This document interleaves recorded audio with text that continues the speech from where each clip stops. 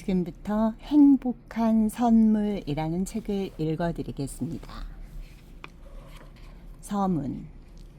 나는 누구이며 어디에서 왔는가, 어디로 가는가. 누구나 한 번쯤은 이런 고민을 해보았을 것입니다. 인생의 참된 행복과 평안을 얻기 위해 사람들은 저마다 해답을 찾아 헤매고 있습니다. 그런데도 불구하고 우리의 삶은 늘 어려움과 고통의 연속이며 인간의 힘으로는 해결할 수 없는 예측 불가능한 사건 사고로 점점 어려워지고 있습니다. 혹 당신도 위에 제시된 것과 같은 여러 가지 문제로 괴로워하거나 고민하고 있지는 않습니까? 지금부터 당신이 읽게 될 이 책의 이야기 속에는 당신의 인생에 관한 완전한 해결책이 제시되어 있습니다. 수많은 사람들이 이 놀라운 소식을 듣고 난 후 행복하고 축복된 인생을 살게 된 것을 보았습니다. 이 축복이 당신의 삶 속에 임하기를 간절히 기도하며 이 책을 드립니다.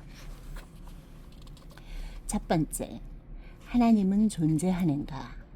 한 청년이 목사님을 찾아와서 이렇게 질문했습니다. 목사님, 저는 도대체 하나님이 믿어지지 않습니다. 하나님이 과연 존재합니까? 때마침 목사님과 대화를 하고 있던 장로님이 넌지시 질문을 했습니다. 자네 저 앞에 무엇이 보이는가? 청년은 나무와 돌이 보인다고 대답했습니다. 그러자 장로님은 버럭 소리를 지르며 아니, 그곳에 나무와 돌이 어디 있는가 하고 말했습니다. 장로님, 나무와 돌이 보여서 나무와 돌이 있다고 대답했는데 그것이 잘못된 것입니까? 그러자 장로님이 웃음을 지으며 말했습니다. 여보게 미안하네. 나는 시각장애인이라 나무와 돌이 있는지 없는지 모른다네. 자네도 마찬가지일세.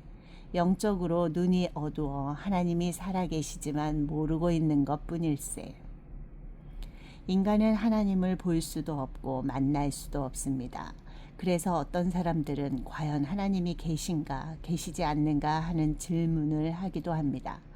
보이는 것도 물론 중요하지만 보이지 않는 것 가운데 중요한 것이 더욱 많습니다. 하나님은 영이십니다. 그러므로 육신의 눈에는 보이지 않습니다. 성령님, 천사, 천국, 사단도 마찬가지로 영적인 존재이기에 눈에 보이지 않습니다. 눈에 보이는 것은 잠깐이요. 눈에 보이지 않는 것은 영원합니다. 어떤 이들은 보이지 않는 것을 위해 보이는 것 전부를 투자하기도 하고 보이는 것을 소유하기 위해 보이지 않는 중요한 것을 전부 다 내어버리기도 합니다. 하나님은 중요한 것은 눈에 보이지 않게 영원한 세계에서만 볼 수 있도록 만드셨습니다. 하나님이 눈에 보인다면 그것은 우상입니다. 인간은 육신을 가졌기에 하나님을 볼 수 없습니다. 눈에 보이지도 않고 느껴지지도 않지만 분명히 살아계셔서 우주와 만물을 통치하고 계시는 하나님은 과연 누구실까요? 하나님은 누구신가? 하나님은 영이시기에 눈에 보이지 않습니다. 따라서 어디에나 계십니다. 이는 또한 하나님은 모든 것을 알고 계시며 못하실 것이 없는 분이라는 말도 됩니다. 하나님이 영이라는 말은 사람의 손으로 만든 형상 속에 들어가 계신 분이 아니라는 말입니다. 하나님은 말씀으로 천지를 창조하신 분이십니다. 무에서 유를 창조하신 분이 하나님이십니다. 하나님은 사람의 제한을 받지 않으시며 시간과 공간의 제한도 받지 않으십니다. 하나님은 만물을 통치하는 분이십니다. 과학, 경험, 이성적 논리에는 한계가 있으나 하나님의 지식과 능력은 무한합니다. 그분은 모든 사람의 마음을 다 아는 분이시오. 우리가 피할 수 없는 분이십니다. 하나님은 자연을 어기거나 일반 법칙을 어기는 분이 아니십니다. 다만 이를 초월하셨습니다. 하나님은 과학적이지 않은 분은 아니지만 과학을 초월하셨습니다. 하나님은 우리의 이성을 벗어나지 않으시나 이를 초월할 수 있습니다. 하나님은 약속의 말씀을 성취하기 위해 때로는 기적을 행하기도 하십니다. 하나님은 인간을 사랑하십니다. 하나님 자체가 사랑이시라고 성경은 말씀하고 있습니다. 하나님이 우리를 지으신 목적은 우리를 사랑하기 위해서입니다. 우리는 이 놀라운 사랑을 받기 위해 창조된 하나님의 기쁨이요 존귀한 자들인 것입니다. 그러니 우리는 하나님의 사랑을 알고 하나님을 깊이 사랑해야 합니다. 이것이 이 세상에서 우리가 해야 될 가장 값진 일입니다. 우리가 하나님을 사랑하기 이전에 이미 주님이 우리를 깊이 사랑하고 계셨다는 사실을 우리는 깨달아야 합니다. 하나님의 창조 원리. 하나님은 만물을 창조하시는 가운데 유일하게 인간만 하나님의 형상대로 창조하셨습니다. 인간은 하나님과 함께 하나님이 주시는 복을 누리며 살도록 지어진 영적인 존재입니다. 오직 인간만 하나님을 알고 하나님을 사랑할 수 있습니다. 하나님께 예배를 드리고 찬양하며 경배할 수 있는 특권도 오직 인간에게만 주셨습니다. 하나님은 오직 인간에게만 하나님을 알 수 있는 영혼을 주셨습니다. 부인할 수 없는 사실은 눈에 보이지 않지만 모든 사람에게 영혼이 있다는 것입니다. 제 아무리 영리한 짐승이라도 하나님을 알 수 있는 영혼이 없기에 예배를 드리지 못합니다. 하나님은 중요한 원리, 곧 약속을 가지고 세상을 창조하셨습니다. 해는 낮을 주관하고 달과 별은 밤을 주관하도록 물고기는 물속에서, 새는 공중에서, 나무는 땅속에 뿌리를 내리고 살도록 만드셨습니다. 하나님의 형상대로 지어진 인간은 하나님과 함께 있어야 최고의 행복을 누릴 수 있습니다. 배가 고픈 아이에게는 값비싼 목걸이도 필요 없고 고급 승용차도 필요 없습니다. 어머니의 품에서 젖을 먹을 때가 가장 행복합니다. 마찬가지로 인간은 하나님으로부터 오는 참된 생명의 양식을 먹어야 합니다. 하나님의 형상대로 창조된 영적인 존재인 인간은 하나님 안에서 하나님과 함께 있어야 참된 평안과 행복을 누릴 수 있습니다. 하나님은 인간에게 세상을 다스리고 정복하는 놀라운 복을 주셨습니다. 하나님은 눈에 보이지 않지만 우리와 가장 가까운 곳에 임재하시며 우리를 사랑하고 계십니다. 원래 인간은 아무런 문제도 없이 하나님 안에서 가장 행복하게 살도록 창조되었습니다. 그런데 어느 날 인간에게 큰 문제가 찾아왔습니다. 두 번째, 하나님을 모르는 사람들. 원래 사람은 하나님께 영광을 돌려드리기 위해 창조되었습니다. 그런데 죄로 말미암아 하나님의 영광에 이르지 못하게 되었습니다. 하나님은 창조주 하나님과 피조물인 인간 사이에 약속의 증표로 선악과를 주시고 선악을 알게 하는 나무의 실과는 먹지 말라. 네가 먹는 날에는 정령 죽으리라. 고 말씀하셨습니다. 하나님은 인간을 로봇이 아닌 하나님의 형상, 곧 자유의지가 있는 특별한 존재로 창조하셨습니다. 다시 말해 인간이 하나님의 말씀을 자발적으로 순종할 기회를 주신 것입니다. 하나님은 하나님의 형상으로 지음받아 지혜와 능력이 뛰어난 인간이 교만하지 않고 인간 스스로가 피조물이라는 사실을 늘 상기시키기 위해 창조주 하나님과 피조물인 인간과의 한계점을 만들어 놓으셨는데 이것이 바로 선악과입니다.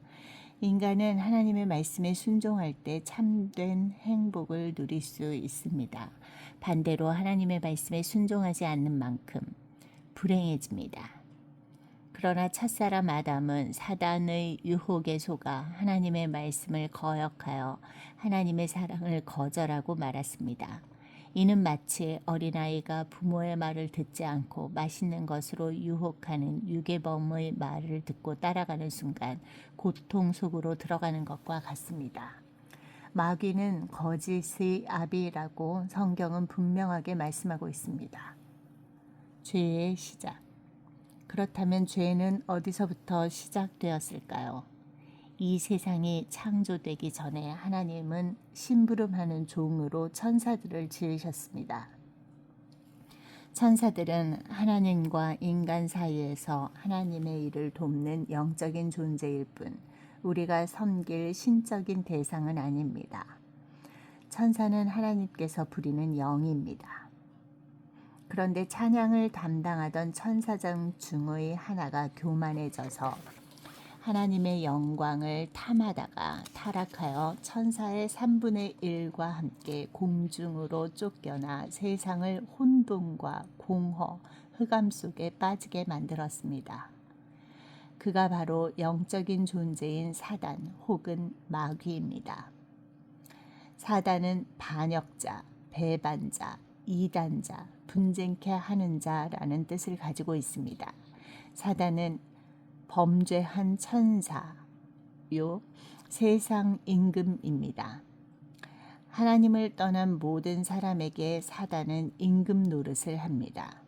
이 세상 신인 사단은 믿지 않는 자들은 물론이고 믿음이 약한 자들의 마음을 혼미케 해서 하나님의 말씀을 듣지 못하도록 속입니다. 말씀을 듣고 마음에 새겨 응답을 받으면 누구나 살아나기 때문에 사단은 이를 어떻게든 철저히 막으려고 하는 것입니다. 전직 대통령의 말은 영향력을 행사하지 못하지만 현직 대통령의 말 한마디는 엄청난 힘을 발휘하듯 하나님은 살아계시기에 그 말씀이 힘이 있습니다. 사단은 자신을 광명의 천사로 가장하기도 합니다. 마귀의 정체를 드러내면 아무도 속지 않을 것이기에 마치 사기꾼이 사기를 치러 온 것을 감추고 믿을 만한 사람인 것처럼 위장하듯이 속임수의 왕인 사단은 사람을 통해 일하면서 믿고 맡긴 것을 깜짝같이 거두어가 버립니다. 사단은 성경 어디를 봐도 뿔 달린 위협적인 존재로 나타났다는 기록이 없습니다. 사단은 천사로 가장했다가 때가 되면 집어삼키려고 우는 사자처럼 달려듭니다. 마치 배고픈 사자가 노루나 토끼를 순식간에 달려들어 잡아먹듯이 사단은 눈에 안 보이게 천사처럼 우리를 위하는 것처럼 하다가도 기회가 오면 완전히 파멸시키고 맙니다. 사단은 생각까지도 조절합니다. 사단의 존재를 모르면 자기 스스로 생각하는 줄 압니다. 미워하는 생각, 질투하는 생각, 더러운 생각, 음란한 생각 등은 사단이 주는 것입니다. 생각 그 자체가 나쁜 것은 아닙니다. 예쁜 아가씨를 보는 순간 참 예쁘다라고 생각하는 것 자체는 나쁘지 않습니다. 그런데 저 아가씨를 유혹해서 어떻게 해볼까 하는 생각은 벌써 사단이 개입한 것입니다. 자신도 모르게 사단이 주는 생각 속에 빠져 있다가 생각을 행동으로 옮기면 큰 후회를 하게 되는 것입니다. 사단은 세상 풍속, 곧 운명, 사주팔자, 미신, 굿, 점, 부적, 궁합, 풍수지리, 토정비결, 제사 등을 장악했습니다. 하나님을 떠난 사람들은 이와 같은 세상 풍속에 사로잡혀 절대 벗어나지 못합니다. 또한 사단은 예수님을 믿기 전에 길들여진 나쁜 습관인 구습을 건드립니다. 사단은 우리의 길들여진 나쁜 습관을 너무나 잘 알고 있기에 그 부분만 집중 공격해 옵니다. 술에 약한 사람은 술 친구를 자꾸 보내고 도박에 약한 사람은 도박 친구를 자꾸 보냅니다. 성적으로 약한 사람에게는 그런 사람을 보내어 넘어지게 만듭니다. 그래서 사단에게 틈을 주지 말아야 합니다. 뱀이나 쥐, 연탄가스는 틈만 있으면 들어옵니다. 허점이 보이면 사단은 교묘하게 파고 들어가 넘어뜨립니다. 또한 정사와 권세 잡은 이들을 통해서 우리를 실패시키고 가정을 분리시켜 철저히 망하게 만듭니다. 사단은 영적인 존재이기에 방학도 없고 휴가도 없고 잠자는 시간도 없습니다. 인간은 육신을 가졌기에 제한을 받지만 사단은 전 세계에서 동시에 역사할 수 있습니다. 두루 다니면서 우리의 약점을 찾고 어떻게 하면 넘어뜨릴까 생각합니다. 사단은 구원받은 하나님의 자녀를 지옥으로 끌고 가지는 못합니다. 그래서 할 수 있는 한 믿는 자를 속이고 넘어뜨리려 합니다. 이 사실을 모르면 당하고 맙니다. 하나님을 대적하는 불순종의 죄를 범해 타락한 천사인 사단은 인간 또한 하나님을 대적하는 불신앙의 죄를 범하도록 속였습니다. 하와와 가장 친한 뱀 속에 들어가서 선악과를 따먹고 하나님을 떠나도록 거짓으로 속인 것입니다. 하나님은 동산 각종 나무의 실과는 마음껏 먹되 선악과는 먹지 말라고 말씀하셨지만 사단은 하나님이 참으로 너희더러 동산 모든 나무의 실과를 먹지 말라 하시더냐는 부정적인 생각을 심으며 하와를 유혹합니다. 하나님은 선악과를 먹는 날에는 정령 죽으리라 라고 말씀하셨지만 사단은 결코 죽지 아니하리라 라며 하나님의 말씀을 부인하고 대적합니다. 하나님과 같아지려는 교만한 마음을 품도록 유혹하여 자신이 그랬던 것처럼 철저히 인간을 타락시킵니다. 인류 최초의 사람이었던 아담과 하와가 하나님과 같이 될 수 있다는 영적 존재인 사단의 거짓 유혹에 속아 선악과를 따먹는 불순종의 죄를 짓게 되면서 모든 인간은 하나님을 떠나 사단의 손에 완전히 사로잡히게 되었습니다. 이것이 바로 인간의 근본 문제입니다. 하나님의 말씀에 불순종하여 하나님을 떠난 그 자체가 죄, 곧 원죄이며 모든 인간은 하나님과 분리된 상태에서 원죄를 가지고 이 땅에 태어나게 됩니다. 만물 중에 유일하게 사람만 하나님의 형상대로 하나님과 교제하며 살도록 창조되었는데 하나님 안에서의 교제와 사랑의 축복을 거절한 것이 바로 죄인 것입니다. 이는 윤리적인 죄나 도덕적인 죄를 말하는 것이 아닙니다. 인간의 근본적인 죄를 말합니다. 모든 사람은 원죄를 가지고 태어납니다. 아기가 태어나 설령 겉으로는 부모를 많이 닮지 않은 것 같아도 유전자는 그 부모와 똑같습니다. 마찬가지로 우리는 아담과 하와의 후손이기 때문에 자신의 행위와 상관없이 원죄를 가지고 태어나게 됩니다. 원죄의 뿌리, 원죄의 씨앗이 계속해서 범죄를 만들어가는 것입니다. 사과 씨에서는 배가 나올 수 없습니다. 죄가 있는 사람의 아담의 씨에서는 의로운 자가 나올 수 없습니다.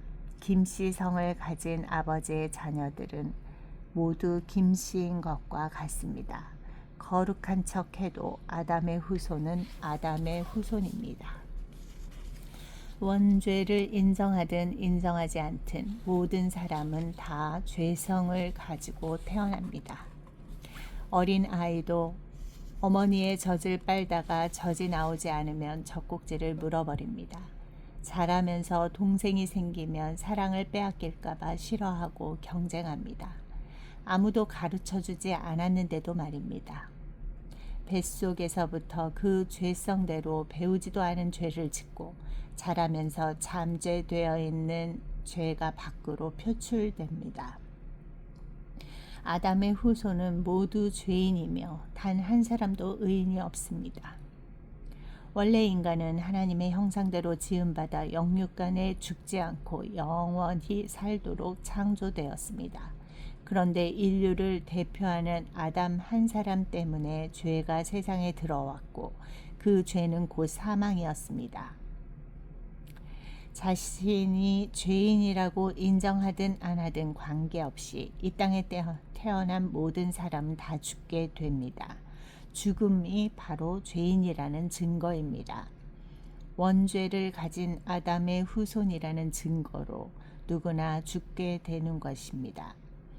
원죄는 인간의 노력으로 해결되는 것이 아닙니다. 아무리 부인해도 인간은 죄인입니다.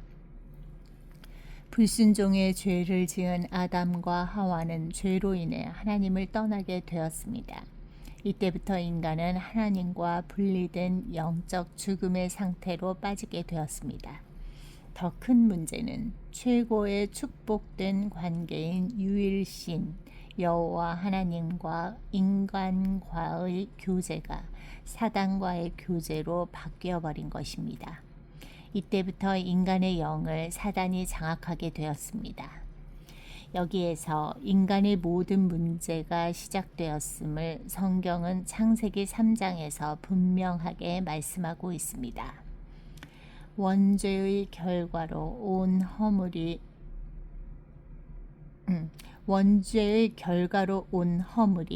바로 자범죄입니다. 사람들은 더 이상 하나님을 사랑하지 않게 되었습니다. 미움, 시기, 분노, 악한 마음을 품게 되었으며 살인까지도 저지르게 되었습니다. 행복하게 살아야 할 사람이 고통과 슬픔, 저주 속에서 살게 되었습니다. 그뿐만이 아닙니다. 하나님 안에서 영원히 살 수 있었던 사람이 죄 때문에 죽음의 저주를 받게 되었습니다. 죽음 후에는 심판을 받고 영원한 지옥으로 가게 되었습니다. 지옥은 나쁜 짓을 한 사람이 가는 곳이 아니라 죄의 문제를 해결받지 못한 사람이 가는 곳입니다. 아무리 훌륭하고 똑똑하고 착한 사람이라도 죄의 문제를 해결받지 못하면 지옥으로 가야 합니다. 사람의 노력으로는 죄의 문제를 해결할 수도 없으며 참된 행복과 평안을 얻을 수도 없습니다. 하나님과 함께 있어야 행복한 인간이 하나님으로부터 떨어져 나와 분리되어 있는 상태가 바로 죄입니다. 하나님을 떠난 인간은 영적으로는 무지해지고 육적인 수준에 머물러 살 수밖에 없게 되었습니다. 그래서 하나님이 살아계신다는 사실을 모르게 되고 심지어는 하나님을 인정하지 않고 부인하며 거부하게 되는 것입니다. 하나님을 떠난 자의 영적인 상태, 사단의 자녀. 하나님을 떠난 인간은 그 영이 죽게 되었습니다. 그리고 해결할 수 없는 죄 가운데 거하게 되었습니다. 죄 중에서 가장 큰 죄는 구원을 거부하고 하나님을 거부하는 죄입니다. 이것이 바로 앞서 설명한 원죄입니다. 죄의 원리의 뜻은 화살이 관역을 맞추지 못하고 빗나갔다는 뜻입니다. 하나님의 말씀대로 살아야 할 인간이 눈에 보이지 않는 흑암의 세력 속에 속아 죄를 지어 하나님을 떠나 빗나가 버렸습니다. 죄로 말미암아 하나님을 떠나게 된 인간은 하나님의 지배를 받으며 살게 되었습니다. 눈에 보이지 않은 사단은 사람들의 마음과 생각을 장악하여 하나님을 알지 못하도록 속이고 온갖 악한 일을 하게 만들었습니다. 거짓으로 사람을 망하게 하며 결국은 마귀의 종노릇을 하게 만들어버립니다. 인간은 사단에게 장악되어 있기에 당장 어려움을 당하면 구슬하고 점을 칠 수밖에 없습니다. 제사를 지내지 않으면 큰 문제가 옵니다. 악한 영들의 역사가 심한 지역에 가면 반드시 문제가 생깁니다. 마귀의 손에 장악되어 있기 때문입니다. 어떤 사람은 연속해서 큰 문제 속에 휘말리기도 합니다. 이유도 모른 채 말입니다. 너희는 너희 아비 마귀에게서 났으니 너희 아비의 욕심을 너희도 행하고자 하느니라. 저는 처음부터 살인한 자요 진리가 그 속에 없으므로 진리에 서지 못하고 거짓을 말할 때마다 제 것으로 말하나니 이는 저가 거짓말장이요 거짓의 아비가 되었음이니라. 우상숭배. 인간은 영원을 사모하는 마음이 있기에 영적인 문제가 해결되지 않으면 갈급함을 느끼게 됩니다. 영적인 갈급함은 육신적인 것으로는 채워지지가 않습니다. 엄마에게 젖이 많으면 어린아이는 다른 것을 애타게 찾을 필요가 없습니다. 그러나 배고픈 어린아이에게 젖을 주지 않으면 손에 잡히는 대로 입에 넣습니다. 손가락도 빨고 지우개도 빨고 연필도 빱니다. 아이는 더러운지 위험한지는 모르고 배가 고프니 본능적으로 아무 것이나 입에 넣습니다. 영적인 존재인 인간이 영적 문제가 해결되지 않으면 우상 앞에 가서 빌게 되는 것입니다. 하나님을 떠난 사람들은 그 영을 사단이 장악하고 있기에 운명과 사주팔자에서 벗어나지 못합니다. 아무리 노력하고 애를 써도 문제는 해결되지 않습니다. 이런 문제를 해결하기 위해 인간이 찾은 방법이 바로 우상 숭배입니다. 우상 숭배보다 조금 수준 높은 것이 종교입니다. 자신도 모르게 온 영적인 문제를 하나님이 아닌 다른 방법으로 해결하려고 몸부림치는 것이 바로 종교요, 우상 숭배인 것입니다. 엄마의 젖을 먹어야 하는 아이가 다른 것을 자꾸 빨면 젖은 고사하고 다른 문제가 오게 되듯 우상 숭배를 많이 하면 영적인 문제가 오게 됩니다. 하나님을 만나지 못한 많은 사람들이 세상 풍속에 젖어 있고 우상을 직접적으로 섬기지 않는 그리스도인들조차 우상 사상에 물들어 있는 경우가 많습니다. 하나님을 믿지 않는 이들 중에 그런 것과 상관없이 산다는 사람들도 막상 어려운 일을 당하면 용하다는 점집이나 철학관부터 찾게 됩니다. 선거철만 되면 역술인들이 모여 사는 동네는 문정전성시를 이룹니다. 제 아무리 사랑하는 사이라고 해도 궁합을 보고 맞지 않으면 결혼할 수 없고 이사도 사람을 괴롭히는 나쁜 귀신 없는 날을 택해서 가야 합니다. 묘터와 명당 자리를 잡기 위해 풍수지리를 봅니다. 불안하고 미래가 두려운 사람들은 염주를 지니거나 몇만 원부터 몇백만 원씩 하는 부적을 몸에 지니고 다니고 집안에 붙여놓기도 합니다. 나무에 절을 하고 돼지 머리를 놓고 고사를 지내며 복을 달라고 빕니다. 무속인을 찾아가서 굿을 하고 점을 치기도 하지만 알고 보면 실제로 무속인들 속에 들어가서 이상한 힘을 나타내는 것은 바로 사단입니다. 공중의 권세 잡은 자를 따랐으니 곧 지금 불순종의 아들들 가운데 역사하는 영이라. 하나님을 떠나 사단의 자녀가 된 인간들은 결국 사단이 원하는 대로 살 수밖에 없습니다. 영적인 갈급함과 불안을 해소하려고 종교와 미신, 우상을 숭배하거나 정성껏 조상을 섬겨보지만 섬기면 섬길수록 개인과 가정, 사업과 가문의 이유를 알 수 없는 저주와 고통과 실패가 계속됩니다. 그 이유는 하나님을 떠나 영적인 죽음의 상태에 있기 때문입니다. 하나님을 떠난 인간은 불안과 두려움, 공허감을 느끼게 됩니다. 돈이 있는데도 불안합니다. 높은 자리에 앉아 있어도 왠지 모르게 두렵습니다. 명예와 권세가 있어도 항상 공허합니다. 그래서 유명한 학자나 경제인 중에 자살로 생을 마감한 이들이 많이 있습니다. 공부나 학식을 통해서 행복을 찾을 수 없었기 때문입니다. 하나님을 만나지 못하면 성공할수록 지식이 뛰어날수록 오히려 더 큰 문제가 오게 되는 것입니다. 그 누구도 하나님을 만나지 못하면 영적 문제에서 해방받을 수 없습니다. 정신 문제.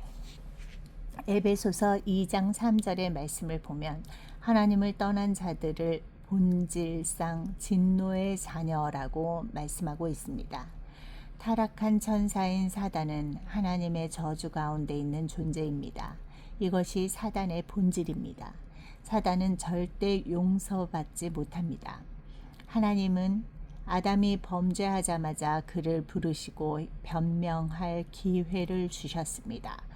그러나 다급해진 아담은 아내에게 책임을 떠넘깁니다. 하나님이 주셔서 나와 함께하게 하신 여자, 그가 그 나무 실과를 내게 주므로 내가 먹었나이다.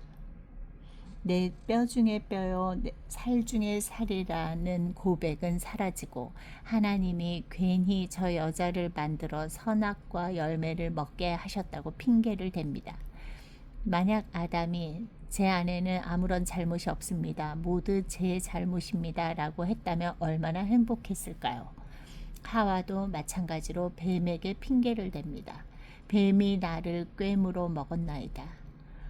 타락한 인간은 자신의 잘못을 시인하려 하지 않고 서로에게 책임을 전가하고 핑계대기에 바쁩니다. 하나님은 아담과 하와에게는 변명할 기회를 주셨지만 뱀은 바로 저주해버렸습니다. 하나님은 인간에게는 은총을 베푸셨지만 사단은 용서 없이 바로 심판하신 것입니다. 예수님께서 재림하실 때 사단은 영영한 불, 곧 지옥에 갇히게 됩니다. 그렇게 사단은 어떻게 하든지 인간을 지옥으로 끌고 가려고 발악합니다. 에이즈에 걸린 26살 된 한 청년이 1년 안에 죽는다는 사형 선고를 받았습니다. 치료할 약은 없고 살 날은 고작 1년밖에 남지 않았는데 죽기에는 너무 젊습니다. 청년은 생각할수록 억울하다는 생각이 들었습니다. 그래서 에이즈 환자가 아닌 척 돌아다니며 자신의 병을 옮겼습니다. 이왕 죽는 거 같이 죽자는 심산이었던 것입니다. 사단이 이와 같습니다. 사단에게 사로잡힌 사람은 어쩔 수 없이 정신문제로 고통받게 됩니다. 사단은 본질적으로 저주 가운데 있기에 귀신을 섬기는 자는 영적인 문제가 올 수밖에 없는 것입니다. 전혀 표시나지 않게 마음의 병으로, 정신적인 병으로 나타납니다. 심한 악몽이나 가위에 눌리기도 하고 환상, 환청, 환각에 시달리기도 합니다. 때로는 극도의 불안 속에 휩싸이거나 불면증으로 괴로워하고 극심한 우울증과 조울증으로 고통당합니다. 야뇨증이나 목류병 증세 혹은 의처증, 의부증, 대인기피증, 대인공포증 등의 문제가 심각한 양상으로 표출되기도 합니다. 노이로제나 우환, 질고가 끊이지 않고 반복됩니다. 그러다 보니 안식이 없고 기쁨도 없으며 늘 불안하고 조급합니다. 날마다 호화로이 연락하는데도 마음에 참된 평안이 없습니다. 이들에게 하나님은 수고하고 무거운 짐진 자들아 다 내게로 오라 내가 너희를 쉬게 하리라고 말씀하고 계십니다. 육신의 고통. 귀신은 육안으로는 절대 보이지 않게 이유도 모른 채 고통당하는 사람들이 많습니다. 이름만 되면 알 정도로 유명한 기자 한 분을 만났는데 심각한 문제로 시달리며 고통당하고 있었습니다. 그는 저를 보자마자 살려달라는 말부터 했습니다. 증세가 어떻습니까? 잠자리에만 들면 심하게 가위에 눌립니다. 어느 정도면 참을 수 있겠는데 너무 심합니다. 밤새 한잠도 못 잤습니다. 제가 너무 헐떡거리고 숨을 못 쉬고 땀을 흘리니까 집사람이 흔들어 깨운 적이 한두 번이 아닙니다. 일어나서 물 한 모금 마시고 잠들면 그런 일이 또 다시 반복됩니다. 이 문제를 해결하려고 큰 병원에 가서 몇 번이나 정밀 검사를 했는데도 결과는 언제나 정상으로 나왔다고 했습니다. 당연히 그럴 것입니다. 박사들이 보는 전문 서적에도 사단, 마귀, 귀신에 관한 이야기는 나오지 않습니다. 엑스레이를 찍어도 나타나지 않습니다. 이는 오직 하나님의 말씀인 성경에만 폭로되어 있는 사실입니다. 우상을 숭배하던 사마리아 사람들은 여러 가지 불치병으로 큰 어려움을 당하고 있었습니다. 더구나 많은 사람들에게 더러운 귀신들이 붙어 심각한 고통 중에 있었습니다. 바로 사단이 사마리아 사람들에게 붙어 괴롭히고 있었던 것입니다. 사도행전 10장 38절에는 귀신들이 사람들을 누르고 있다고 말씀하고 있습니다. 주로 귀신을 많이 숭배하는 종갓집 장손에게 이와 같은 문제가 많이 오기에 종갓집 장손입니까? 하고 물어보았습니다. 그는 아니라고 했습니다.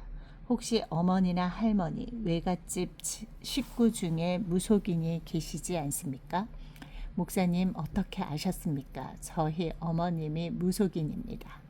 선생님의 어머니가 젊었을 때 부려먹던 악령이 어머니가 연세가 드시니 선생님께 오게 된 것입니다.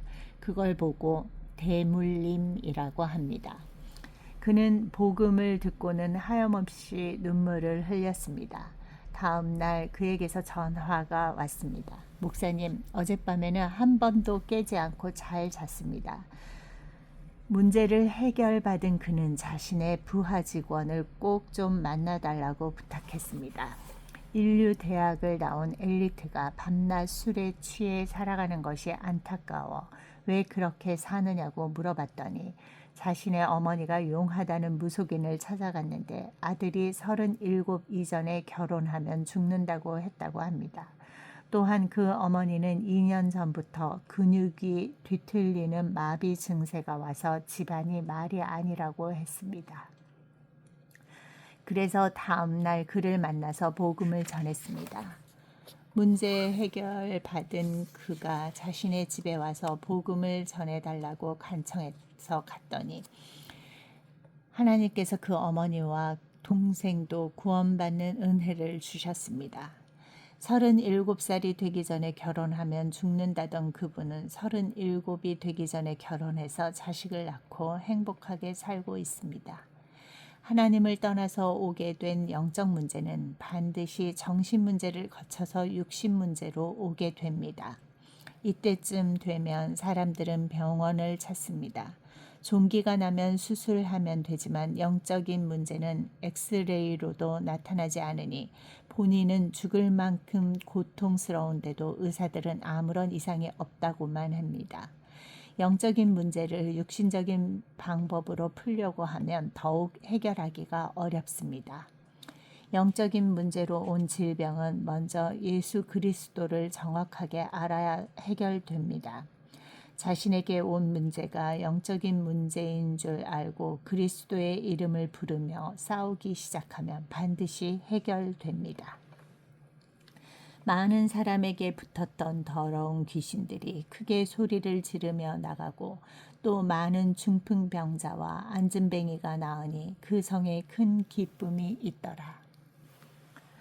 죽음과 지옥의 심판. 제사 때문에 교회에 다니다가 안 다닌다는 어느 신문사 국장님을 만나게 되었습니다. 식사를 하면서 복음을 전했는데 제사 문제에 걸려 복음을 받아들이는 것을 거부했습니다. 성경을 찾아 부자와 나사로의 이야기를 전해드렸습니다. 어차피 국장님도 때가 되면 이 세상을 떠나고 저도 그렇게 될 것입니다. 국장님이 가실 길을 미리 알아놓아야겠죠. 그러면서 지옥에 관해 말씀드렸습니다. 얘기를 듣는 그분의 표정이 일순 굳어졌습니다.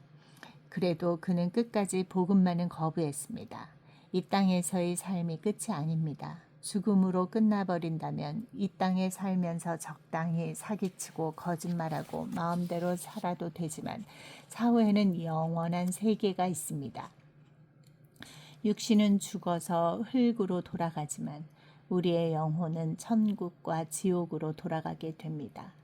많은 사람들이 인생의 해답을 알지 못한 채 생을 보내다가 겨우 깨닫게 되는 날이 오는데 그때가 바로 죽음과 마주하게 되는 순간입니다. 하나님을 부인하고 현실에만 집착하며 살다가 결국은 죽어서 영원한 지옥의 심판을 받게 되는 것입니다. 해가 뉘엿뉘엿지며 우리는 각자 자신의 집으로 돌아갑니다. 마찬가지로 구원받은 하나님의 자녀는 하나님의 집인 천국으로, 마귀의 종노릇을 하던 사람들은 마귀를 가두는 집인 지옥에서 영원히 고통을 당하게 됩니다. 죽은 후에는 아무리 몸부림치고 애원해도 구원받을 수 없습니다. 이미 늦은 것입니다.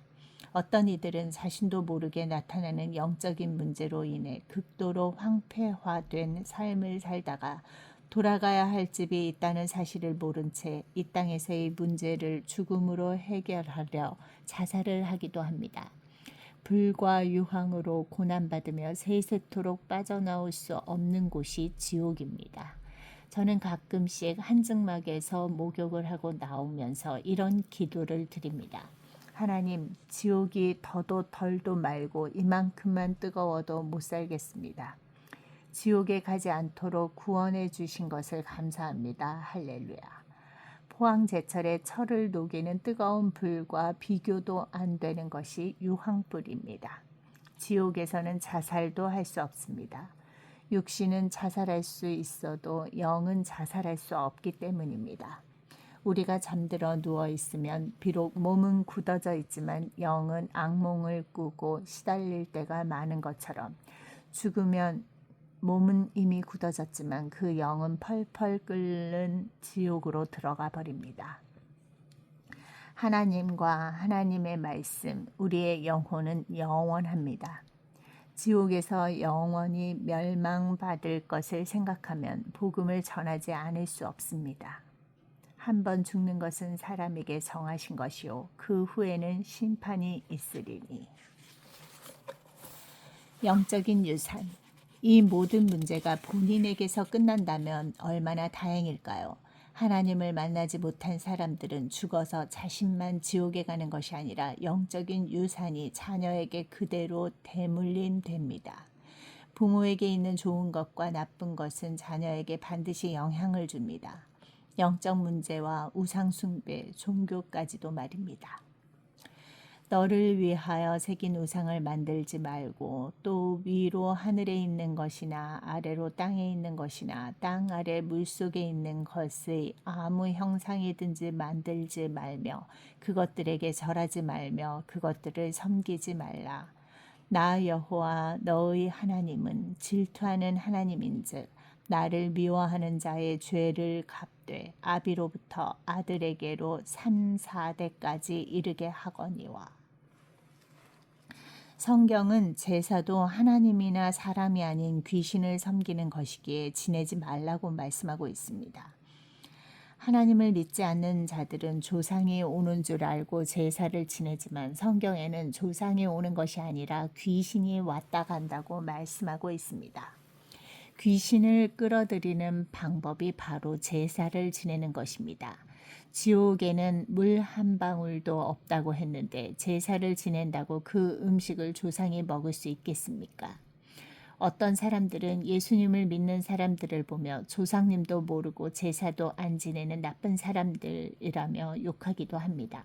하지만 영적인 사실을 알면 제사를 지낼 수가 없습니다. 어떤 목사님의 불신자 친구가 제사를 지내지 않는 목사님을 보며 자꾸만 놀렸습니다. 꿈에 보니 자네가 제사를 안 드려서 자네 아버지가 힘이 없어 겨우 숨만 쉬고 계시더군. 목사님이 가만히 듣고 괘씸한 생각이 들었습니다.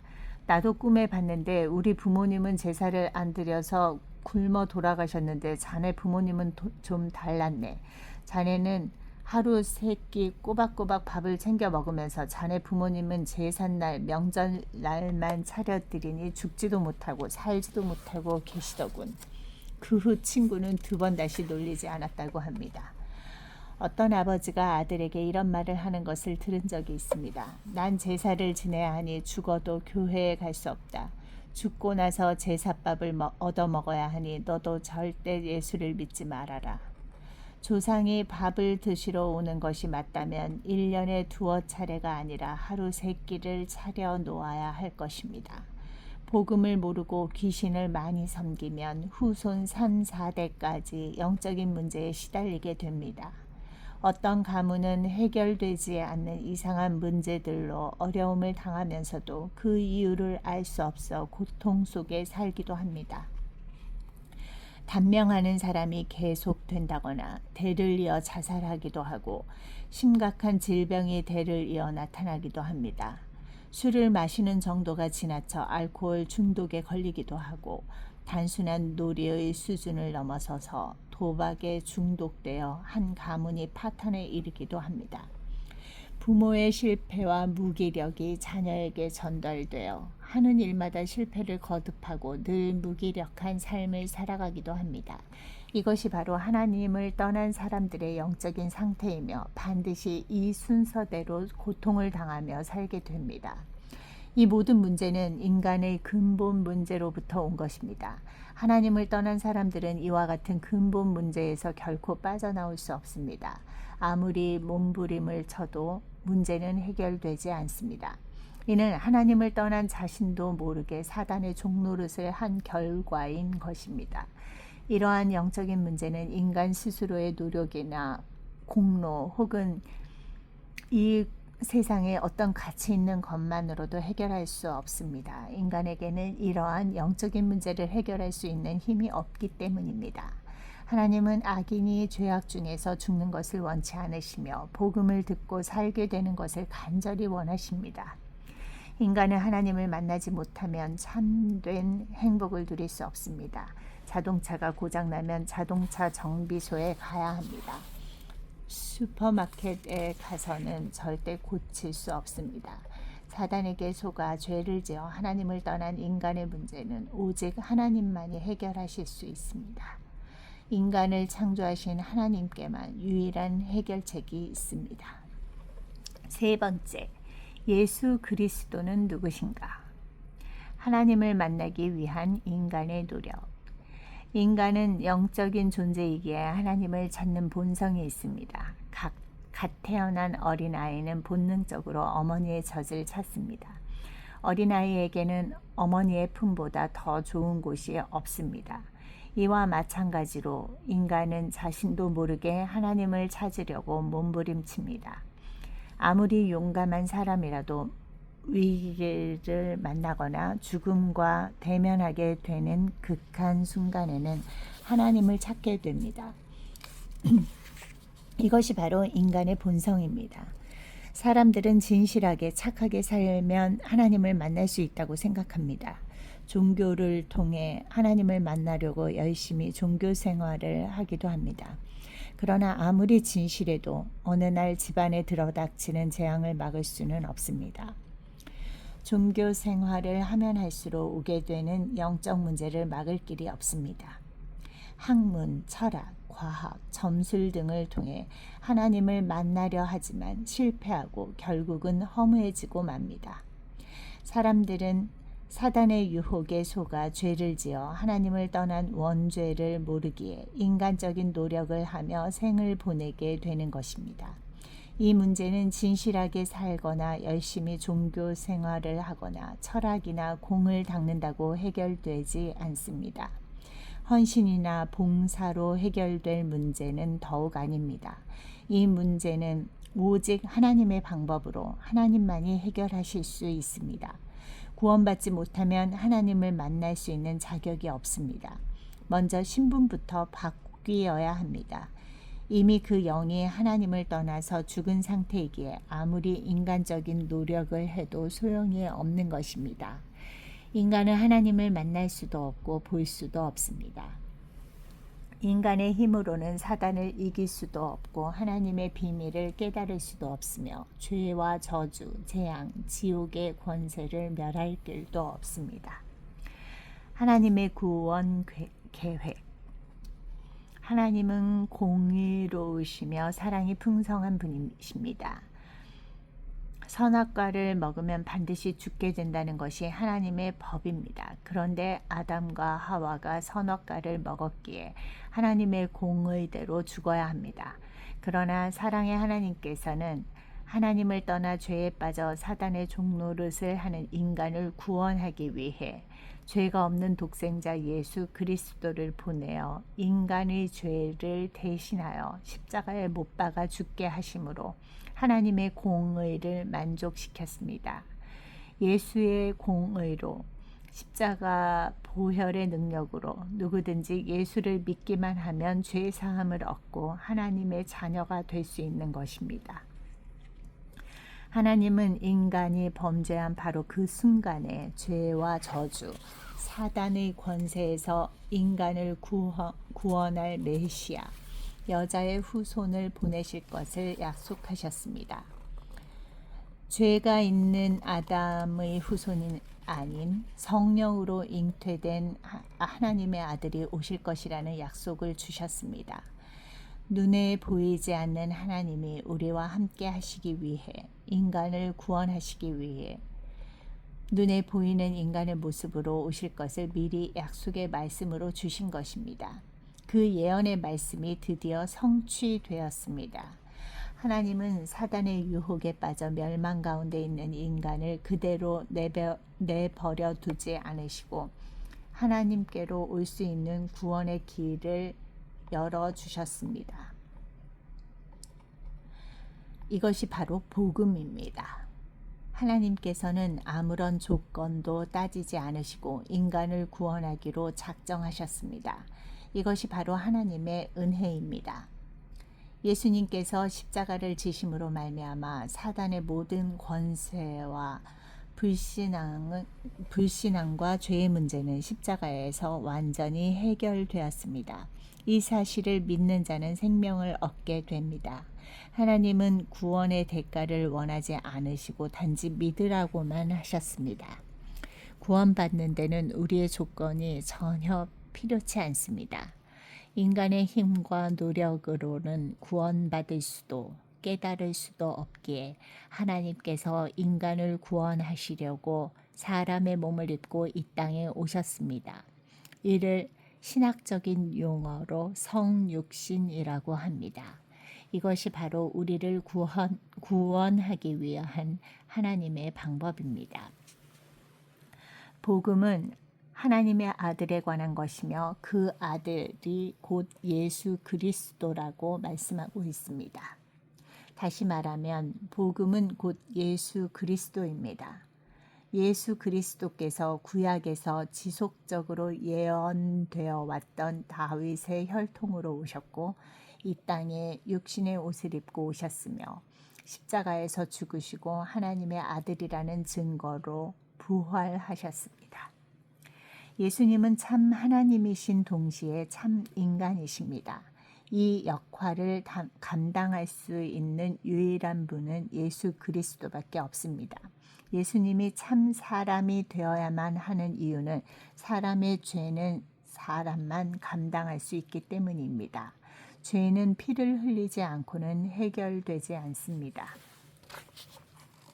예수님께서 인간의 죄를 사하기 위해서는 피를 흘려야 하는데 영이신 하나님은 육체가 없으므로 피가 없으십니다. 하나님이신 예수님이 육신의 옷을 입어야 피를 흘릴 수 있는 것입니다. 그래서 예수님이 인간이 되셔야 했고 인간을 구원하기 위해 속죄의 피를 흘리신 것입니다. 예수 그리스도의 보혈의 능력으로 우리가 예배를 드릴 때마다 깨끗하게 씻음을 받을 수 있는 것입니다. 어떤 죄를 지었더라도 보혈의 피를 믿으면 깨끗하게 씻음을 받게 됩니다.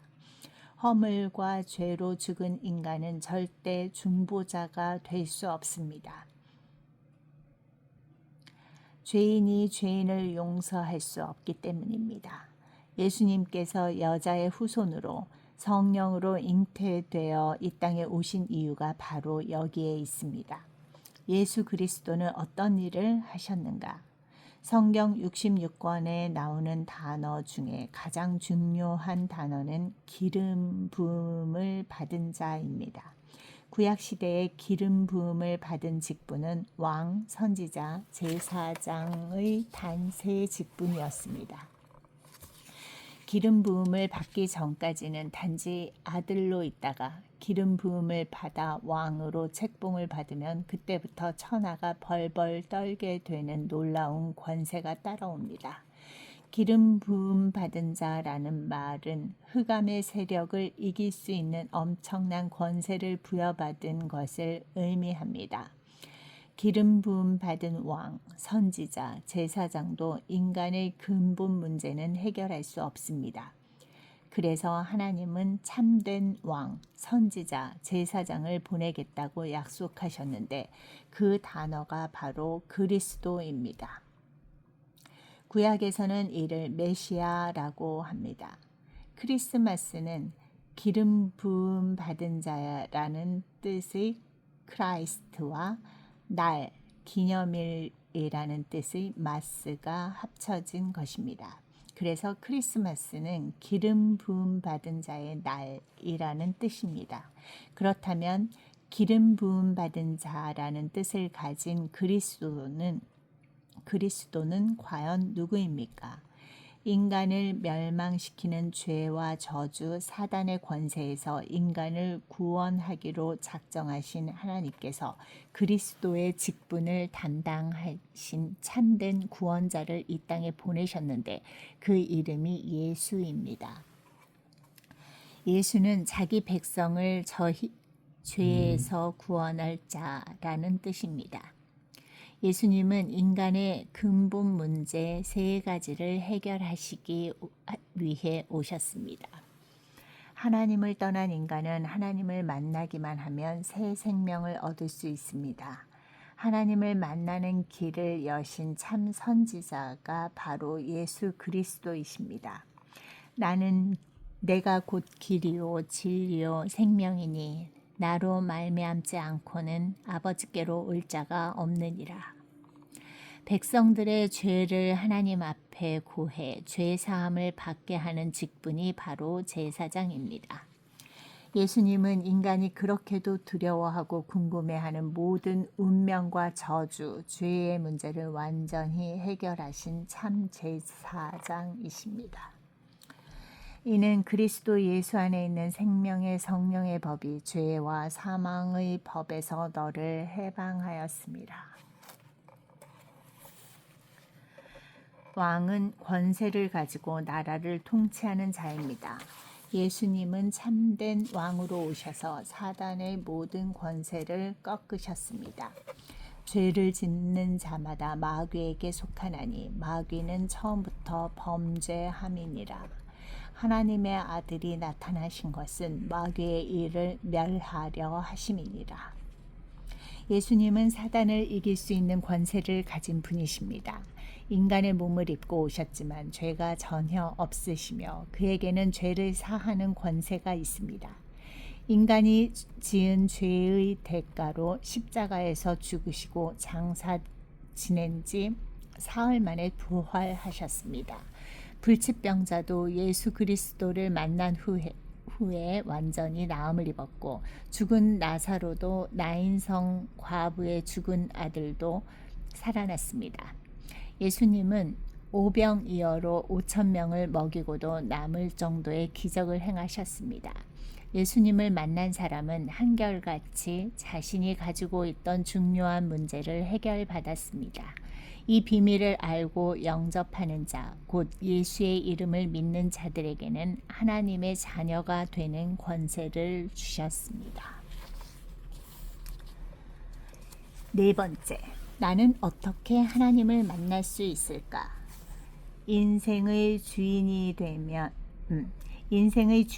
내가 되면 언젠가는 한계에 부딪히게 됩니다. 인생의 주인이 누구냐에 따라서 운명이 좌우됩니다. 당신은 누구를 주인으로 모시고 살고 있습니까? 당신의 생명의 주인이 누구입니까? 우리를 지으신 창조주 여호와의 손에 우리 인생을 맡기지 않았는데 주님이 우리를 책임지실 수는 없습니다. 그리스도를 주인으로 믿고 성령 충만을 회복하기만 하면 모든 영적 문제는 해결될 것입니다. 예수 그리스도를 마음속에 주인으로 영접하는 순간 신분이 바뀌고 영적인 고통과 저주에서 완전히 해방됩니다. 예수님을 구주로 영접하는 순간 이 세상의 권세와 사단에게서 완전히 해방됩니다. 지금 이 시간 예수님이 그리스도라는 사실을 믿고 마음의 문을 열고 예수 그리스도를 마음속에 모셔드리면 약속하신 대로 주님이 마음속에 들어와 영원토록 인도하십니다. 다음의 기도를 믿음으로 따라해 보세요. 사랑의 하나님, 하나님의 놀라운 사랑과 구원의 계획에 감사를 드립니다. 이제 저는 죄인인 것을 깨닫고 회개합니다. 지금 나는 내 마음의 문을 열고 예수님을 나의 구주, 나의 하나님으로 내 마음속에 영접합니다. 나의 죄를 용서해 주시고 나를 구원해 주셔서 감사합니다. 이제부터 하나님의 뜻에 순종하며 살게 해 주옵소서. 예수님의 이름으로 기도합니다. 아멘. 예수님을 마음속에 영접한 당신은 하나님의 자녀가 되었습니다. 성령께서 항상 함께 하시며 인도하시고 역사하십니다. 예수 그리스도의 생명과 능력이 당신의 영혼 속에 내주하십니다. 성령께서 말씀을 깨닫게 해주십니다. 예수님의 이름으로 기도하면 하나님의 뜻대로 반드시 응답하십니다. 주의 천군 천사의 도움을 받으며 살게 됩니다. 예수 그리스도의 이름으로 사단의 세력을 결박할 수 있습니다. 천국 시민권을 가진 천국 백성으로서 이 땅에서도 천국의 복을 누리며 살게 됩니다. 복음으로 세상을 정복하고 다스리는 축복을 얻게 되었습니다. 지금부터 언약을 굳게 잡기만 하면 됩니다. 언약은 하나님을 만나는 길 그리스도입니다. 언약은 세상을 이기는 힘 그리스도입니다. 언약은 지금도 집안을 조용히 멸망시키는 사단을 이기는 힘 그리스도입니다.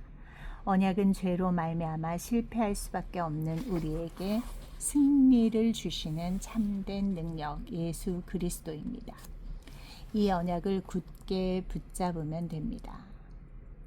하나님은 어떤 상황에서도 당신을 버리거나 떠나지 않으시며 영원토록 함께 하십니다. 영접의 의미와 축복. 예수 그리스도를 마음속의 주인으로 영접한 당신은 하나님의 자녀로 신분이 바뀌었습니다. 그렇다면 영접이라는 말의 의미는 무엇일까요? 첫째, 성령이 영원히 우리 안에 내주하신다는 뜻입니다. 이 말은 곧 하나님이 우리 안에 오셨다는 말입니다. 사단의 유혹에 속아 죄를 지어 하나님을 떠나 하나님의 형상과 다스림의 축복을 완전히 상실해버린 인간이 이 모든 것을 완전히 회복하는 방법이 영접입니다. 사단에게 빼앗겼던 모든 축복이 영접하는 순간에 모두 회복됩니다. 구원받은 하나님의 자녀가 결코 멸망하지 않는 이유도 여기에 있습니다. 둘째, 영접은 창조의 능력, 생명의 빛이 내 속에 임하는 것입니다. 그 안에 생명이 있었으니 이 생명은 사람들의 빛이라. 이 빛은 전기불이나 태양빛이 아닙니다.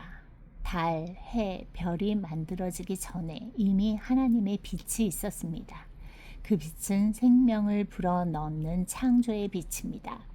생명의 빛으로 오신 분이 바로 예수 그리스도이며 그 빛을 받아들이는 것이 영접입니다. 셋째, 영접이란 기도응답을 받는 모든 조건이 법적으로 성취되는 것입니다. 주님이 영접한 자 안에 임하셨기에 기도응답의 모든 조건을 다 갖춘 것입니다. 예수님이 십자가에서 법대로 죽으시고 법대로 승리하셨기 때문입니다. 예수 그리스도가 마음의 주인이 되면 기적의 문이 계속해서 열립니다. 우리 각자는 이미 영접한 순간 죽었고 주님이 우리와 함께 계시는 사실만 알고 깨달으면 응답은 계속 일어나게 되어 있습니다. 영접이라는 말은 하나님을 만나는 길과 같은 의미입니다. 예수 그리스도를 마음에 영접하면 성령께서 내주하시며 그는 곧 하나님을 만난 것입니다. 그러면 기도 응답의 모든 조건을 다 소유하게 되는 것입니다. 지금까지는 너희가 내 이름으로 아무것도 구하지 아니하였으나 구하라. 그리하면 받으리니 너희 기쁨이 충만하리라. 영접의 축복과 비밀을 전혀 모르는 사람이 영접하는 것과 이를 잘 아는 사람이 영접하는 것은 놀라운 차이를 가져옵니다. 그리스도의 이름은 비밀이며 그 이름으로 기도할 때 응답은 오게 되어 있습니다. 우리 각자는 연약하지만 우리 안에 그리스도의 비밀이 감추어져 있기에 완전한 자입니다. 넷째, 영접은 확실한 하나님의 자녀가 되었다는 고백이며 선포입니다. 예수가 바로 그리스도이심을 고백하며 나의 것을 모두 내어버리는 것이 영접입니다. 네가 만일 네 입으로 예수를 주로 시인하며 또 하나님께서 그를 죽은 자 가운데서 살리신 것을 네 마음에 믿으면 구원을 얻으리니 사람이 마음으로 믿어 의에 이르고 입으로 시인하여 구원에 이르느니라. 다섯 번째, 영접은 사단과의 영원한 결별을 말합니다.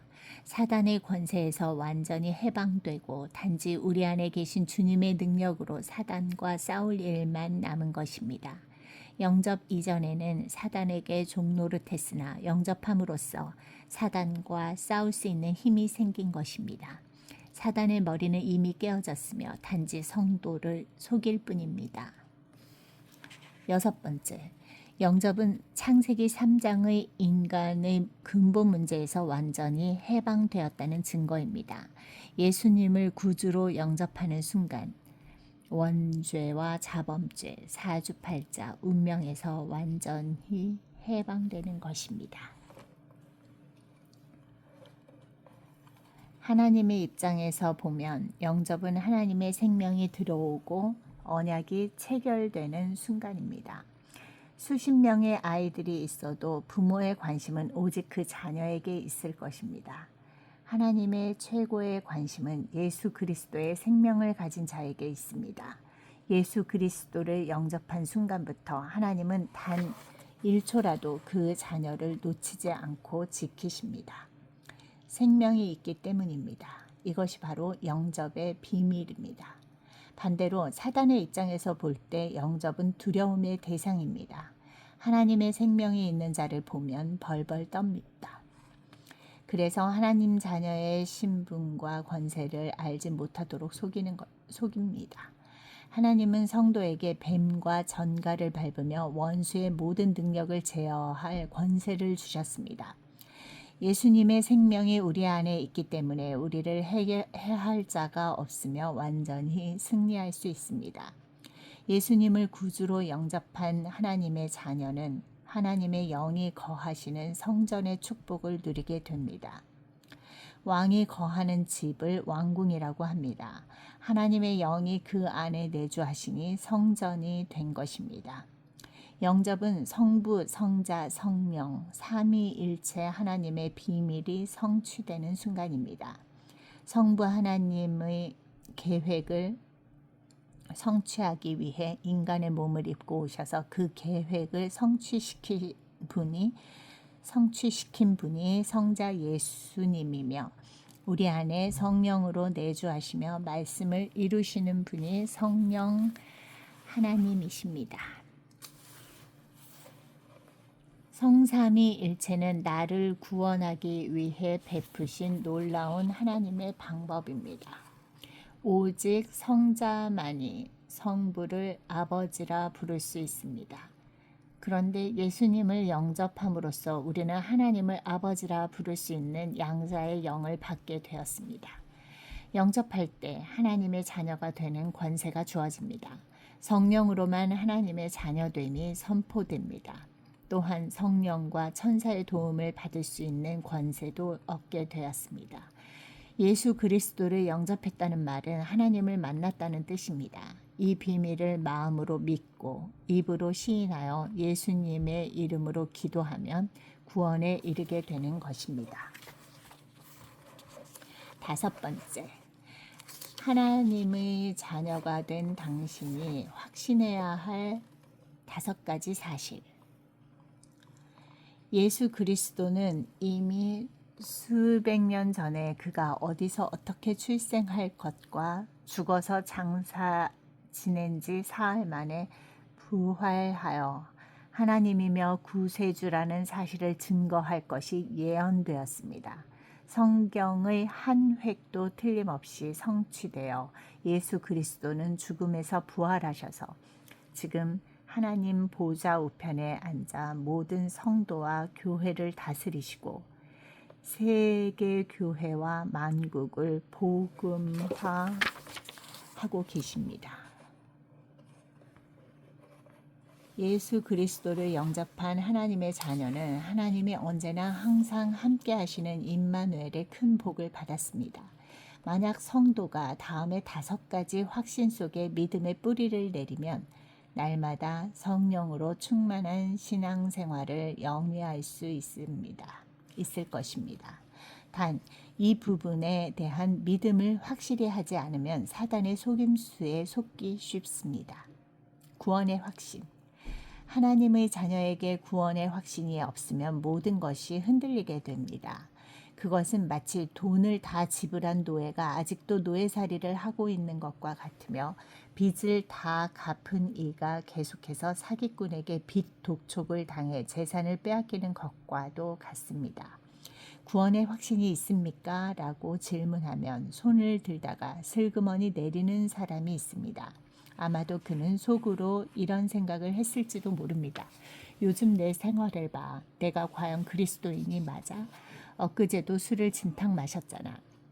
하지만 술이나 혹은 담배를 많이 피우는 것과 구원받는 것과는 상관이 없습니다. 예수를 믿은 지 얼마 되지 않은 새 신자가 어느 날 포장마차에서 나오다가 저와 마주쳤습니다. 그는 술을 꽤 마신 것처럼 보였습니다. 나를 보더니 당황해하며 대뜸 미안하다는 말부터 했습니다. 목사님 죄송합니다. 오늘이 어머니 회갑이라 친구들이 와서 포장마차에서 고기 좀 먹었습니다. 제가 농담으로 고기를 드셨는데 왜 눈이 빨갛습니까? 했더니 머쓱해하며 슬슬 피하더니 당장 그 주간부터 교회에 나오지 않았습니다. 그래서 제가 전화를 했습니다. 성도님, 예수님을 믿으시지요? 예수님을 믿기는 하지만 제 행동을 보세요. 어떻게 제가 교회에 나가서 입을 벌려 찬송할 수 있겠습니까? 성도님, 예수님은 소주에 질려서 도망가는 분이 아닙니다. 교회에 오세요. 술은 은혜를 받으면 자연적으로 끊어집니다. 그럼 교회에 가도 됩니까? 예, 어서 오세요. 그분은 지금 하나님의 사랑을 깊이 느끼면서 신앙생활을 잘 하고 있습니다. 물론 술을 끊은 지도 오래되었습니다. 예수님을 믿고 영접한 자는 누구든지 구원을 받습니다. 구원받은 자는 영원한 생명을 얻고 심판에 이르지 않습니다. 사망에서 생명으로 옮김을 받았습니다. 예수님께서 십자가에 달려 우리의 죄를 친히 담당하셨기에 우리는 죄에서 떠나 의롭게 되었습니다. 예수 그리스도를 통해 하나님을 만나게 되었습니다. 하나님은 영원히 멸망하지 않을 축복을 주셨으며 우리를 친히 보호하고 지키실 것을 약속하셨습니다. 그렇다면 당신이 구원받은 증거는 무엇입니까? 또 증거는 이것이니 하나님이 우리에게 영생을 주신 것과 이 생명이 그의 아들 안에 있는 그것이니라. 아들이 있는 자에게는 생명이 있고 하나님의 아들이 없는 자에게는 생명이 없느니라. 동행의 확신. 하나님은 그 자녀의 모든 걸음을 인도하시되 끝까지 인도하십니다. 이 사실을 믿는 사람을 보고 믿음이 좋다고 하며 확신을 가지고 믿지 않는 사람을 보고 믿음이 약하다고 합니다. 이 땅에는 눈에는 보이지 않지만 분명하고도 세밀하게 사단이 활동합니다. 그래서 예수님은 성령으로 성도와 동행하십니다. 이 사실을 알면 하나님의 큰 능력과 사랑을 체험할 수 있습니다. 너는 마음을 다하여 여호와를 의뢰하고 네 명철을 의지하지 말라. 너는 범사의 그를 인정하라. 그리하면 네 길을 지도하시리라. 기도 응답의 확신. 하나님과 방향을 맞추는 기도, 하나님의 뜻을 구하는 기도, 하나님의 소원을 품고 드리는 기도, 하나님의 계획을 발견하기 위한 기도는 반드시 응답됩니다. 다음의 선구를 명심해야 합니다. 지금까지는 너희가 내 이름으로 아무것도 구하지 아니하였으나 구하라. 그리하면 받으리니 너희 기쁨이 충만하리라. 용서받은 확신. 하나님은 죄를 회개하고 돌아서면 용서하시고 복을 주십니다.